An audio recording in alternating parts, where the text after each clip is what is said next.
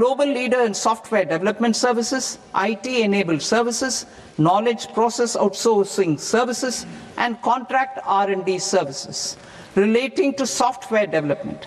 These businesses and their segments are quite interconnected with each other. All these services are proposed to be clubbed under a single category of information technology services with a common safe harbor margin of 15.5% applicable to all. The threshold for availing safe harbor for IT services is being enhanced substantially from 300 crore rupees to 2,000 crore rupees. Safe harbor for IT services shall be approved by an automated rule-driven process without any need for tax officer to examine and accept the application.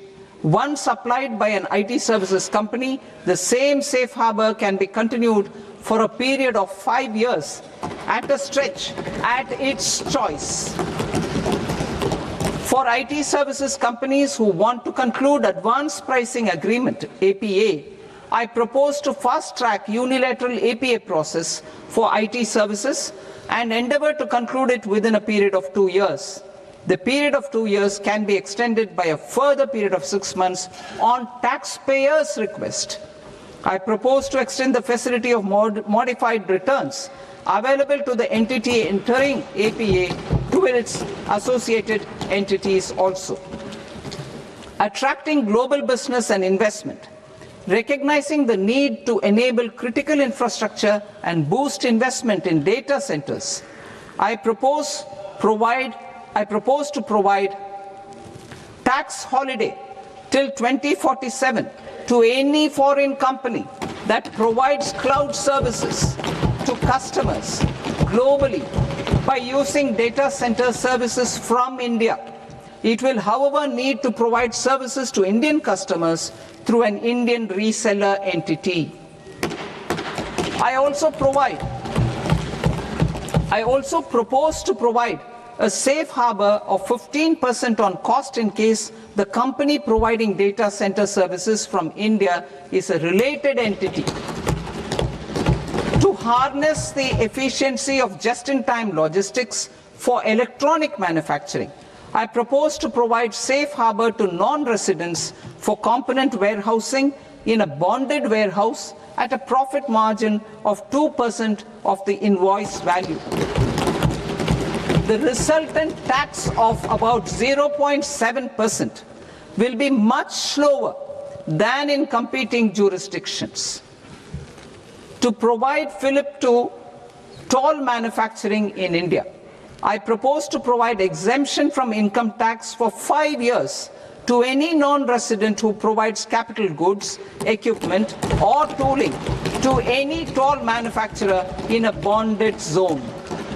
To encourage vast pool of global talent to work in India for a longer period of time, I propose to provide exemption to global, non-India sourced income of a non-resident expert for a stay period of 5 years under notified schemes. I propose to provide exemption from minimum alternate tax, the MAT, to all non-residents who pay tax on presumptive basis. Tax administration. I propose to constitute a joint committee of Ministry of Corporate Affairs and Central Board of Direct Taxes for incorporating the requirements of income computation and disclosure standards, the ICDS, in the Indian Accounting Standards Ind AS itself. Separate accounting requirement based on ICDS will be done away with from the tax year 27-28. To support Prime Minister Modi's vision of homegrown accounting and advisory firms to become global leaders, I propose to rationalize the definition of accountant for the purposes of safe harbor rules. Other tax proposals. Change in taxation of buyback was brought in to address the improper use of buyback route by promoters. In the interest of minority shareholders, I propose to tax buyback for all types of shareholders as capital gains. However, to disincentivize misuse of tax arbitrage, promoters will pay an additional buyback tax. This will make effective tax 22% for corporate promoters. For non-corporate promoters, the effective tax will be 30%.